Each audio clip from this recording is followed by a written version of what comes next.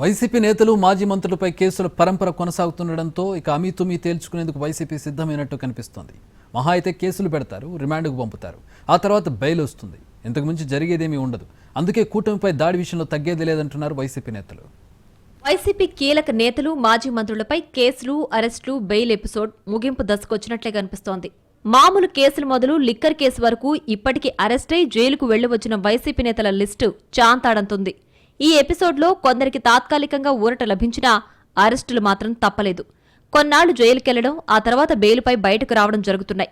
పిన్నెల్లి రామకృష్ణారెడ్డి మొదలు పెద్దిరెడ్డి మిథున్ రెడ్డి, కాకాణి గోవర్ధన్ రెడ్డి, జోగి రమేష్, పేర్ని నాని, కొడాలి నాని, వల్లభనేని వంశీ, చెవిరెడ్డి భాస్కర్ రెడ్డి, నందిగాం సురేష్ ఇలా చెప్పుకుంటూ పోతే అనేక మంది నేతలపై కేసులు నమోదయ్యాయి. కొందరు జైలుకు వెళ్లి బెయిల్పై బయటకు రాగా చెవిరెడ్డి భాస్కర్ రెడ్డి వంటి నేతలు ఇప్పటికీ జైల్లోనే ఉన్నారు. వైసీపీ ప్రభుత్వంలో కీలకంగా వ్యవహరించిన మాజీ ఐఏఎస్ ధనుంజయ రెడ్డి, జగన్ ఓఎస్టీ కృష్ణమోహన్ రెడ్డి వంటి వారు కూడా లిక్కర్ కేసులో జైలుకు వెళ్లి బెయిల్పై బయటకొచ్చారు. ఇప్పుడు వైసీపీ కీలక నేతల అరెస్టుల పరంపరకు బ్రేక్ పడేలా ఉంది. ఇప్పటికే ఒకరిద్దరు మినహా వైసీపీ కీలక నేతలకు బెయిల్ లభించడంతో బయటకొచ్చారు. లిక్కర్ కేసులో అరెస్టైన పెద్దిరెడ్డి మిథున్ రెడ్డి కూడా విడుదలయ్యారు.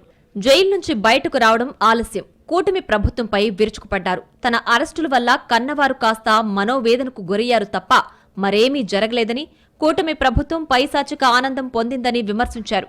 రెట్టించిన ఉత్సాహంతో మరింత ముందుకు వెళతామని, వైసీపీకి కానీ కార్యకర్తలకు గాని ఇబ్బందులు కలిగిస్తే ఊరుకునే ప్రసక్తే లేదన్నారు.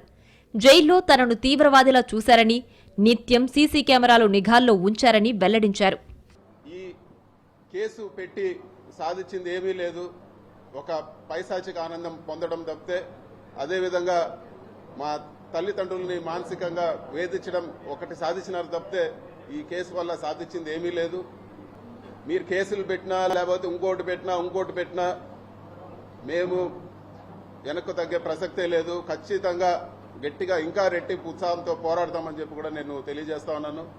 మాజీ మంత్రి కాకాణి గోవర్ధన్ రెడ్డి కూడా అదే తరహా వ్యాఖ్యలు చేశారు. ఆయన కూడా 86 రోజుల పాటు జైల్లో ఉన్నారు. బయటకొచ్చాక మరింత యాక్టివ్గా పార్టీ కార్యక్రమాలు నడిపిస్తున్నారు.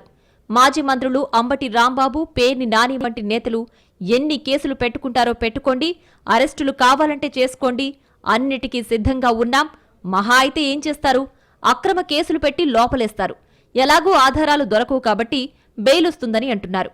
భయపడుతూ కూర్చోవడం కంటే కూటమిపై దాడికి దిగడమే మేలని వైసీపీ నేతలు డిసైడ్ అయ్యారు.